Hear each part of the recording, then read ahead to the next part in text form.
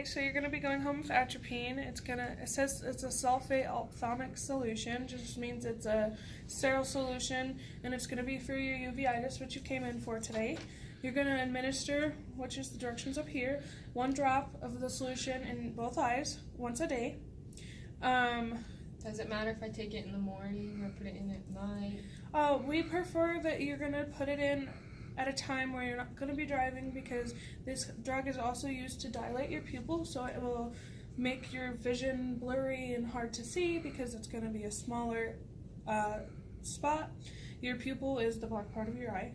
Okay. It's going to relieve your pain and swelling from the uveitis. In order to administer these drops, you have to make sure you wash your hands with soap and water for about 15 to 20 seconds. You'll take the tip off of the dropper and make sure that it's not broken or bent, so that way you're getting the medication in the correct area that you want. You're gonna make sure you don't touch the dropper to your eye or anything else, because if you do, then it won't be sterile and it'll make your infection worse. So in order to do this, you're gonna tilt your head back and you're gonna pull your lower lid of your eye with your index finger. Why do I want to do that? So that way the drop doesn't fall out and you get it in the pocket of your eye. So you do that, and you'll make sure you tilt your dropper down, get it as close as your eye as possible. Just make sure you're not touching the dropper to your eye.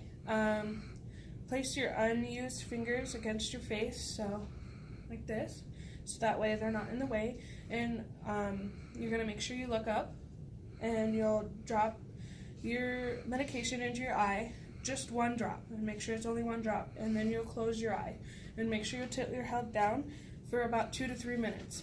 And when you're closing your eye, try not to blink or squeeze your eye too tightly, because then the medication will come out. Okay. So I just relax while it's in there? Yes, and make sure your head is down so that way it gets in your eye and is absorbed correctly. Then you're going to, after the 2 to 3 minutes of tilting your head down and doing that, you make sure that you place your eye on your tear duct, which is the inner part of your eye closest to your nose, and apply gentle pressure for 2 to 3 minutes. Make sure you don't press too hard, because you don't want any issues with hurting your eye from doing that.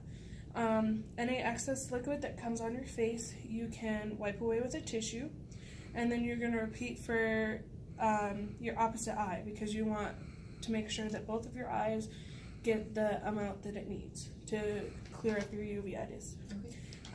You're going to place the cap back on the dropper as soon as you're done with both eyes, and place it in a cabinet. Well, I got kids. Does any cabinet matter? Yes, you need to keep it up away from your kids, and you need to keep it in a dry and non-moist area. So not the bathroom?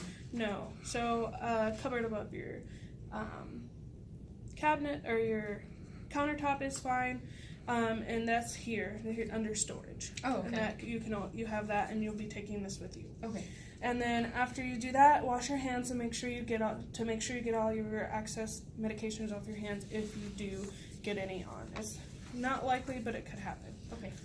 Some side effects that could occur, so these are not always going to happen, but they can happen,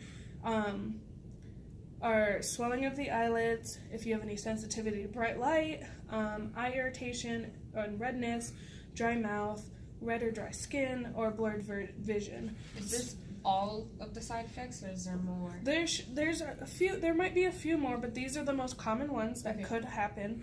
And if these symptoms occur, it's okay.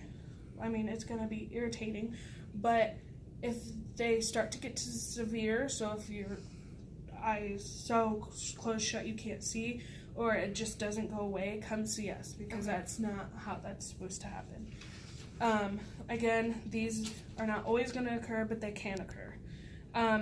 These other side effects down here are going to be serious side effects. So if these happen, you need to make sure you call us right away, because they're not supposed to happen, that could harm you. Okay. That could be fever, irritability, fast pulse. What's irritability?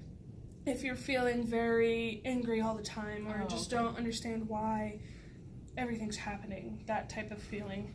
If you're confused, if you have any difficulty urinating, and then irregular heartbeat, which you'll feel in your chest. It'll feel wrong, like you shouldn't be able, right? You shouldn't be able to feel it. Here again is the storage for disposal. If after this treatment you have any drops left, don't throw it in the trash and don't flush it down the toilet. You're going to want to go bring it to a medicine take-back program, which is here in town, and that way it's disposed of properly and it's not polluting any water or anything like that. Okay. Cautions are down here, and this is if you have glaucoma, which is the pressure in the eyeball causing gradual loss of sight, which you don't have. Just be cautious if you're taking this. Systemic absorption may cause confusion. That's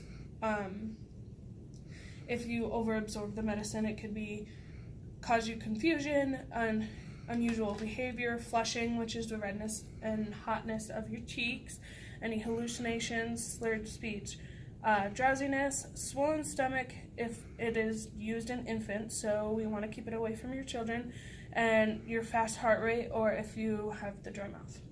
Okay. Do you have any questions for me? I don't think so. I think I got it.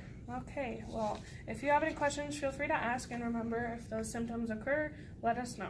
Thank you. You're welcome.